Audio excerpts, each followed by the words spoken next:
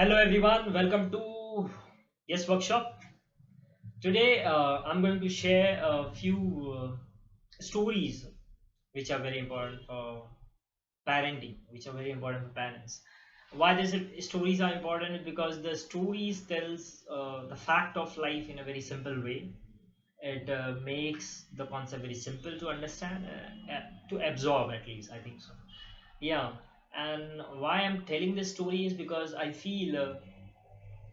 The parenting is one of the toughest job you have. I mean, you can make happy 1,000 people, but one child at home is a difficult task. Believe me, because it happens to everyone. Once in a while, you remember some words of your father or your mother, or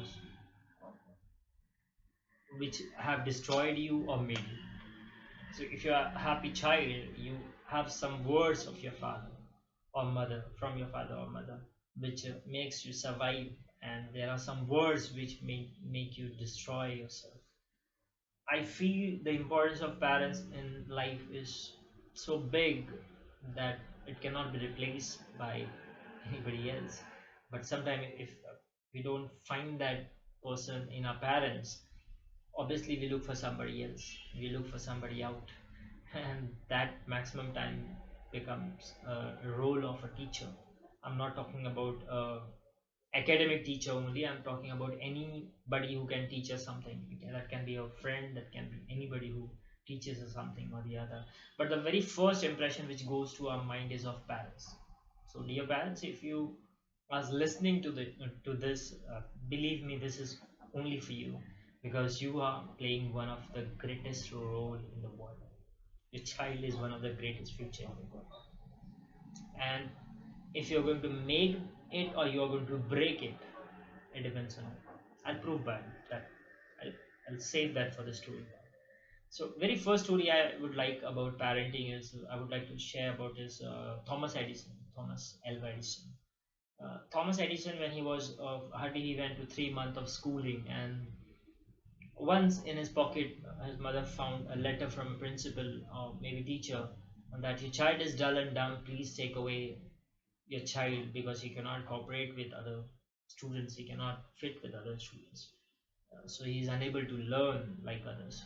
So mother was very disappointed at first. Then she wrote a letter back to the principal that neither my child is dull nor dumb. He will be the greatest man of the century.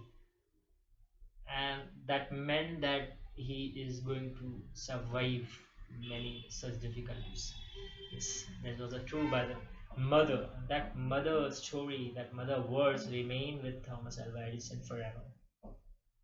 You want a proof? Yes. When he was inventing a bulb, I mean, he was not inventing, actually making it perfect. Then he went on through the experiment of 10,000. 10,000 times he failed.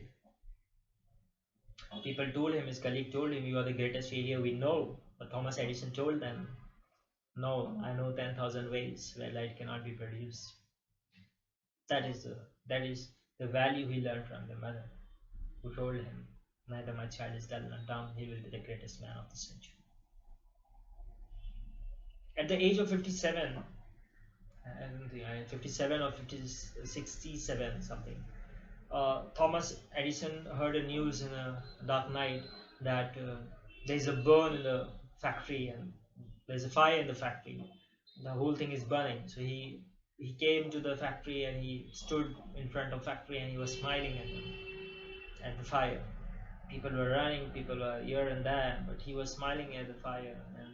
And somebody asked from his team, "What are you smiling at?" And he told that, "Oh, God wants me to start again." And within 10 days, he invented a new. I don't remember the experiment, but within 10 days, he did another invention. What I'm telling you is that one story from the mother, that one story, one lesson from the mother remained with him forever. That is the power we have as a parents. I mean, you have as a parents. To take care of that power, otherwise you will lose it. Somebody else will take it. Somebody, somebody what else have will do to your child, will reduce your child to the minimum possible child. Will kill all the genius. Maximum time it happens. I'm not saying it always happens, only maximum time it Another story is my favorite one is of Wilma Rudolph. Wilma Rudolph was uh,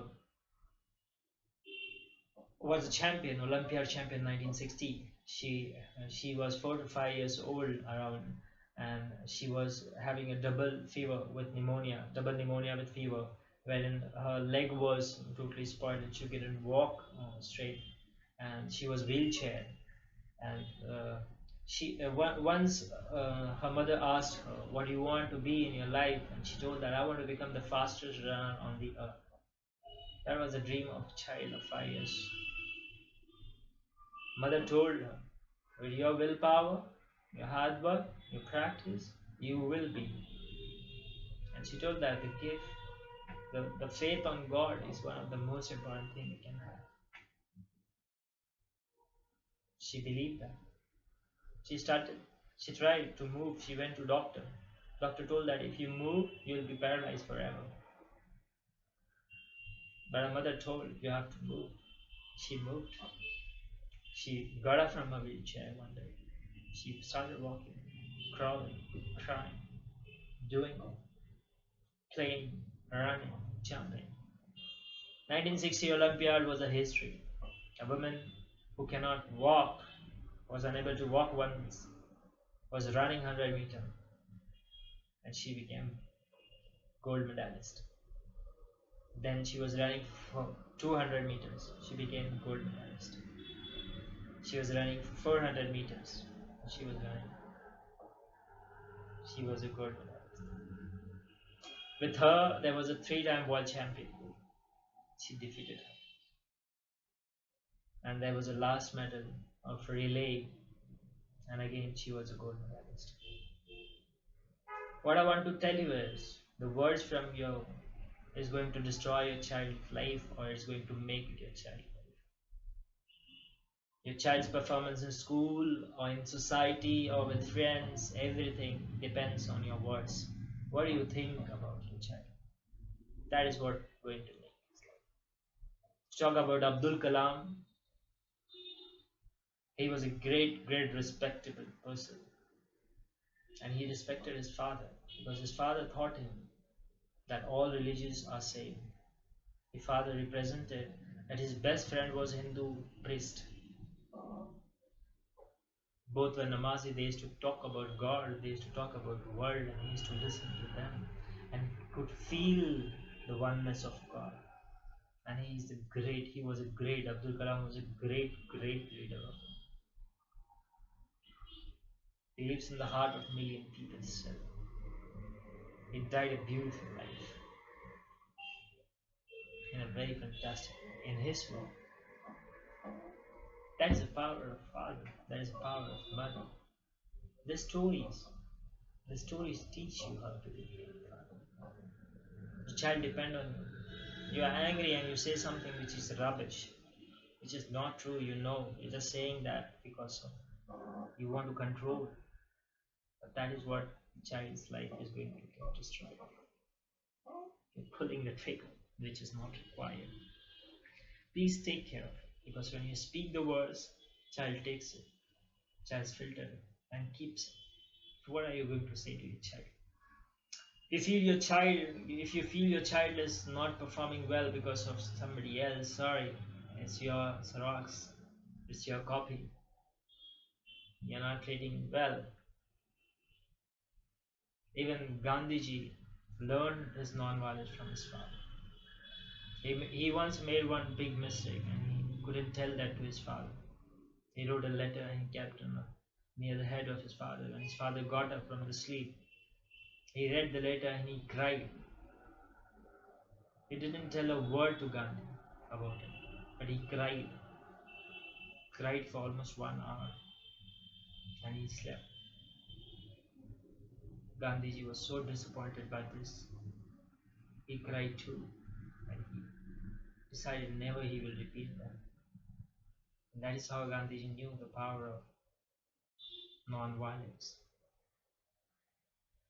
Every great one of them has either given one person the life as importance, and you are the first person you can give to.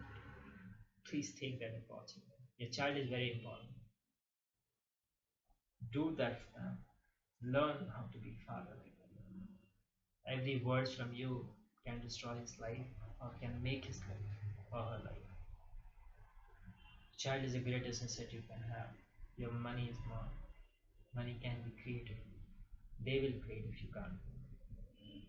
But words, that is the greatest power you have. I hope so as parents you understand that the parent's role is not to provide food and shelter, but give them the greatest word which they can keep forever, the greatest attitude, the greatest faith in them, which can be used as the greatest weapon to make a greatest future.